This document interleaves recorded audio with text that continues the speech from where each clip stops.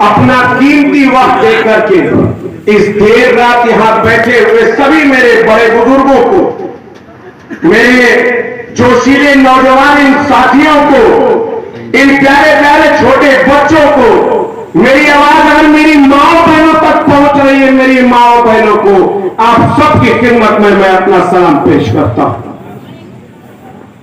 देखिए, ये चुनाव का पर्व है और ये लोकतंत्र का ये पर्व है, इसमें हमें जीना है और ये हमारी मजबूरी है कि हमें इसमें जीना है।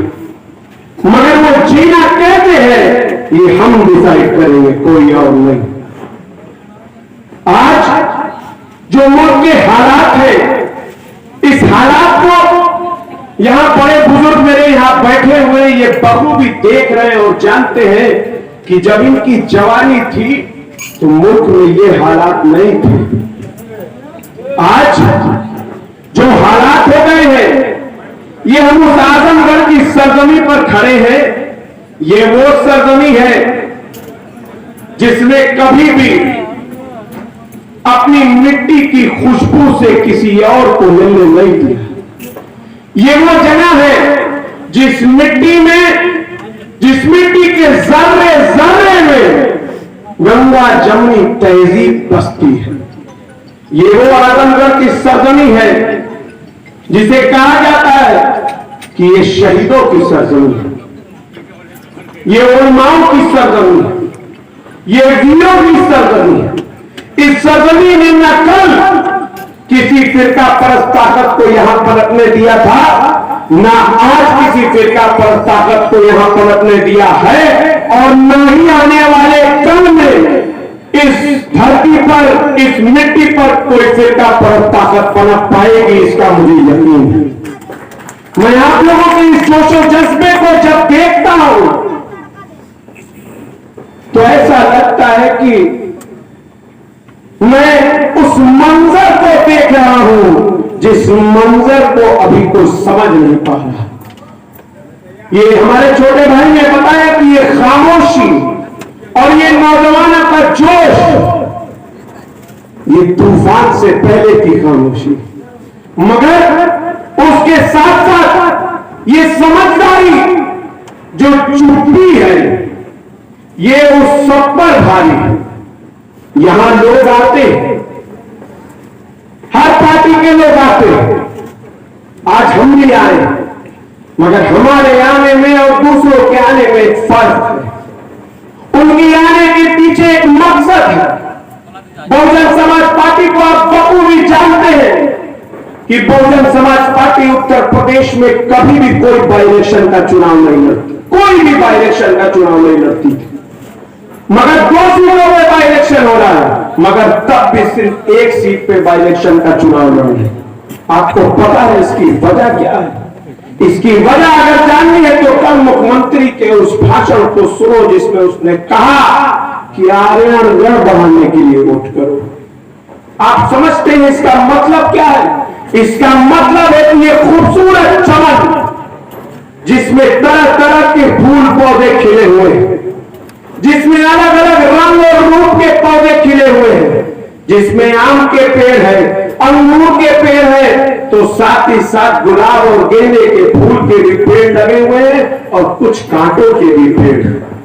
मगर ये चमन जब इन सब पेड़ों को एक साथ देखते हैं, इस हरे भरे चमन को, तब ये चमन खूबसूरत दिखता है। मगर आज जो सत्ता की कुर्सी पर काबिज है वो इस चमन को एक रंग का बनाना चाहते हैं। हमें उसे रोकना होगा, क्योंकि आज जो उस कुर्सी पर पहुंच गए, उस कुर्सी पर बैठे हैं, उन कुर्सी तक पहुंचाने में कहीं ना कहीं हमारी गलतियां शामिल हैं। कहा गया है बड़े बुजुर्गों की तरफ से, हमारे दीन में कहा गया है कि जब जब हम पेटों में बटेंगे, जब जब हम इलाकों में बटेंगे, जब जब हम आपस में लड़ेंगे, जब जब हम आपसी नाइतफाकियों की वजह से एक दूसरे के ऊपर हाथ और जुल्म उठाएंगे, तब तक खुदा की तरफ से एक कहर नाजिल होगा और जालिम बादशाह की हुकूमत नाजिल करी जाएगी, उस हुकूमत के जुल्म जबर से हमारे अंदर एक खुदा का खौफ पैदा होगा और उस खौफ से हम फिर से मुत्तहिद होंगे। और आज वो दिन आ गया है। आज देश और प्रदेश की सबसे बड़ी कुर्सियों पर यजीद और फिरौन की औलादें बैठी हुई, जो दिन ब दिन हम पर जुल्म करती हैं। हमारे नौजवानों की पीठ पे डंडे बसाने वालों, हमारे बड़े बुजुर्गों की इज्जत को हाथ लगाने वालों, हमारी मां बहनों की तरफ गलत निगाह डालने वालों, तुम्हारा वक्त जल्द ही पूरा होने वाला। ज्यादा दिन अब नहीं बचा, क्योंकि ये जनता जनार्दन कही जाती है। ये वो जनता है जिसके सर पर हाथ रख दे तो तख्त तो ताज पहना देती है, और जिसके सर से हाथ हटा दे तो 2 गज जमीन भी नसीब नहीं है। और रही बात आज के इस दौर की, तो बताया आपको कि कैसे एक गठजोड़ हुआ कि एमआईएम छोड़ के गुड्डू चचा बसपा में शामिल हो गए।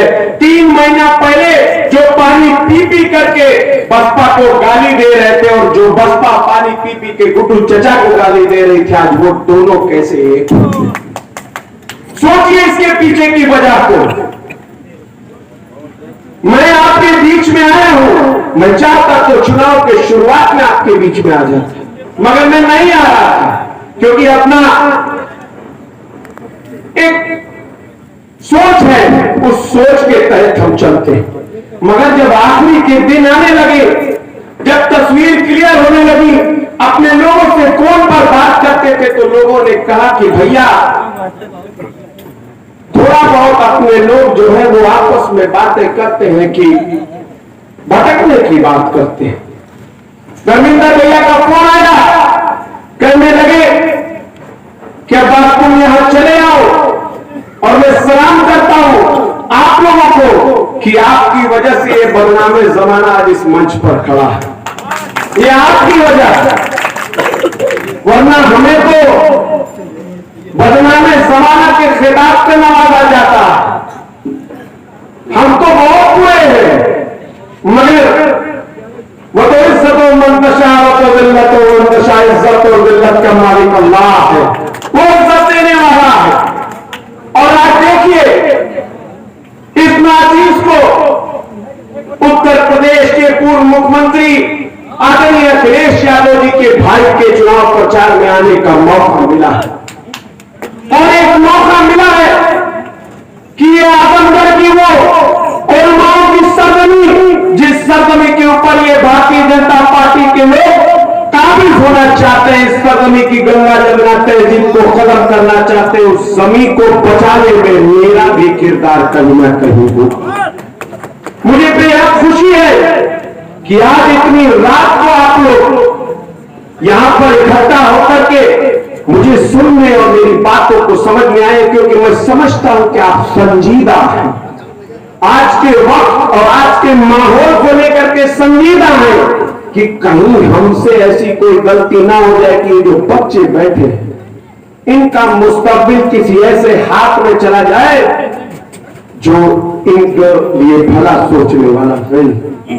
आप सोचिए, आप जो उस कुर्सी पर बैठे हैं, अगर हमारी गलतियां ना हुई होती, हम आपस में बटे ना होते, तो क्या वो उस कुर्सी तक पहुंच पाते? और आज भी माहौल नहीं है। आज हमारे बीच का एक भाई आया, मेरी उससे कोई जात की दुश्मनी नहीं है, मैं चचा का खिताब देता हूं, मगर दिक्कत यह है कि वो जिसके साथ खड़े हैं, जिसके साथ आए हैं, उसकी रीढ़ में दम नहीं है, वो आपके लिए कभी खड़ा नहीं हो पाएगा, क्योंकि उस पार्टी में रहने वाला सांस भी लेगा तो पूछ के लेगा, आपके हक की आवाज कहां से उठाएगा। कम से कम हम जिनके साथ खड़े हैं, देर सही मगर कम से कम हमारे हक की आवाज तो उठाते हैं। आज उत्तर प्रदेश के विधानसभा में नेता प्रतिपक्ष अखिलेश यादव जी अगर बने हैं तो किसके लिए बने? इसी आवाम के लिए तो बने, ताकि उत्तर प्रदेश के मुख्यमंत्री से आंख में आंख मिलाकर सवाल जवाब हो सके। मेरे दोस्तों, मेरे नौजवान साथियों, हमें ये समझना पड़ेगा कि आज का मौजूद क्या है। ये भारतीय जनता पार्टी का प्रत्याशी जो है, ये कोई प्रत्याशी थोड़ी है। ये तो 19 के चुनाव में भी आए थे आपके बीच में, और ये इस चुनाव में भी आपके बीच में आ गए। मैं इन्हें बखूबी अच्छे से जानता हूं, मेरे गाजीपुर के रहने वाले। छोटे से जब था तब से देख रहा हूं, घर में जब छोटे मोटे फंक्शन हुआ करते थे तो भीड़ को इकट्ठा रखने के लिए हम उन्हें बुलाया करते थे, अच्छा नाचते गाते थे। ये वो आदमी है जिसे पहली बार अखिलेश यादव ने जब देखा मंच पर नाच नाच के गा गा के नारा लगाते हुए, तो अपना हाथ रखा सर पर, 2-4 डायरेक्टर को फोन करके 2-4 पिक्चरों में गाना दिलवाने का काम दिलवा दिया, मगर हाजमा खराब था। ये इज्जत हजम नहीं हुई और ताज ठोकने अखिलेश यादव जी के सामने आ गए, मगर आपने 2.5 लाख से ज्यादा वोटों से हरा करके मुंह पर काली तो पोत दिया। मगर ये भारतीय जनता पार्टी के लोगों की खासियत है